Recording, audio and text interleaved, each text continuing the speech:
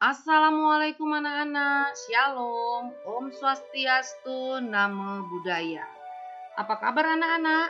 Kita bertemu kembali dengan Bu Teti. Kali ini kita akan membahas tentang sumber daya alam kemaritiman yang ada di Indonesia. Anak-anak, apakah kalian masih mengingat materi kita yang sebelumnya tentang sumber daya alam hutan dan sumber daya alam tambang? Ya, kalian anak-anak hebat pasti masih mengingatnya. Sekarang, mari kita membahas tentang potensi sumber daya alam kemaritiman yang ada di Indonesia. Adapun tujuan pembelajaran yang akan kita bahas pada materi ini adalah kamu mampu menjelaskan potensi sumber daya alam laut yang ada di Indonesia. Anak-anak, potensi sumber daya alam tidak hanya hasil dari sumber daya alam yang ada di hutan dan sumber daya alam tambang saja, tetapi juga hasil laut seperti ikan dan juga yang ada di permukaan laut. Luas laut Indonesia mencakup 2/3 dari luas seluruh wilayah Indonesia. Di dalam laut tersebut tersimpan sumber daya alam yang luar biasa besarnya. Seperti yang kita lihat, ada hasil sumber daya alam yang dihasilkan dari hutan mangrove dan terumbu karang. Sekarang mari kita lihat sumber daya alam dari perikanan. Laut Indonesia memiliki angka potensi lestari yang besar yaitu 6,4 juta ton per tahun. Potensi lestari itu adalah potensi penangkapan ikan yang masih memungkinkan bagi ikan untuk melakukan regenerasi hingga jumlah ikan yang ditangkap tidak mengurangi populasi ikan. Di Indonesia bagian barat yang rata-rata kedalaman laut 75 meter, dan jenis ikan yang banyak ditemukan adalah ikan pelagis kecil. Sedangkan di Indonesia Timur dengan rata-rata kedalaman laut mencapai 4.000 meter, banyak ditemukan ikan pelagis besar seperti cikalang dan ikan tuna. Di pantai utara Pulau Jawa, banyak masyarakat yang mengembangkan budidaya ikan dengan menggunakan tambak. Jenis ikan yang dikembangkan di sana adalah udang dan bandeng. Sekarang mari kita lihat sumber daya alam yang dihasilkan dari hutan mangrove. Hutan mangrove atau hutan bakau adalah tipe hutan yang berada di daerah pasang surut air laut. Luas hutan mangrove Indonesia sekitar 3 juta hektar dan luas yang terbesar adalah di Pulau Papua.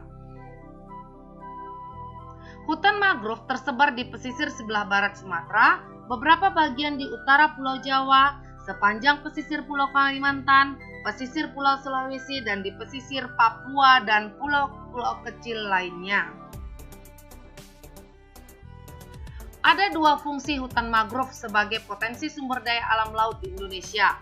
Yang pertama fungsi ekologis dan kedua adalah fungsi ekonomis. Kita lihat fungsi ekologis dari hutan mangrove.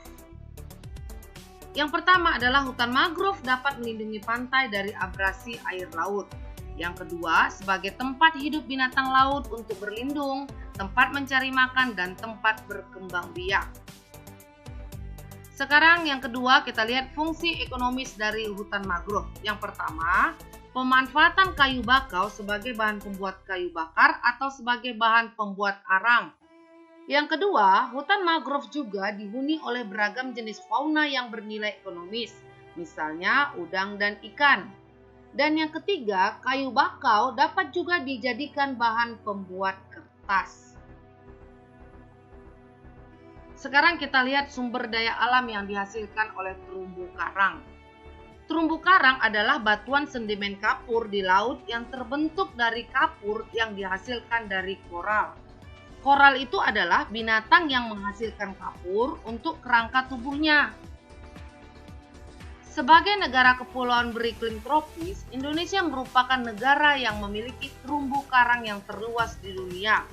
Luas terumbu karang di Indonesia mencapai 284,3 ribu kilometer atau setara dengan 18% terumbu karang yang ada di seluruh dunia. Nah, kita lihat manfaat terumbu karang. Manfaat terumbu karang secara ekologi yang pertama dapat memperkecil energi ombak yang menuju ke daratan. Sedangkan yang kedua dapat mengurangi pemanasan global. Ketiga, sebagai habitat dan sumber makanan bagi berbagai jenis makhluk hidup di laut.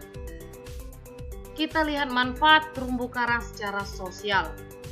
Manfaat terumbu karang secara sosial yaitu sebagai penunjang kegiatan pendidikan dan penelitian agar ekosistem di dalamnya dan di sekitarnya, serta tumbuhan dan hewan laut yang ada di dalam ekosistem terumbu karang tersebut dapat lebih dikenal sehingga mudah untuk dipelajari.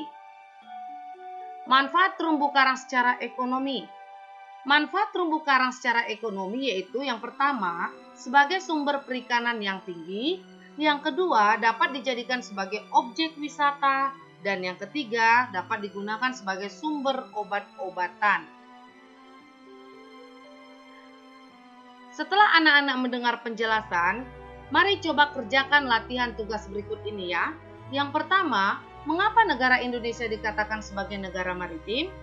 Kedua, apa saja manfaat sumber daya alam laut bagi Indonesia? Dan yang ketiga, mengapa hasil laut Indonesia lebih banyak dibandingkan negara lain? Dan yang keempat, apa saja hasil laut Indonesia yang sering diekspor ke luar negeri? Dan yang kelima, bagaimana cara menjaga laut Indonesia agar kelestariannya tetap terjaga? Demikianlah anak-anak materi kita tentang kemaritiman Indonesia. Nah, ingat selalu yang Ibu pesankan, tetap jaga protokol kesehatan 3M ya. Jangan lupa memakai masker, mencuci tangan, serta selalu menjaga jarak. Terima kasih. Assalamualaikum warahmatullahi wabarakatuh.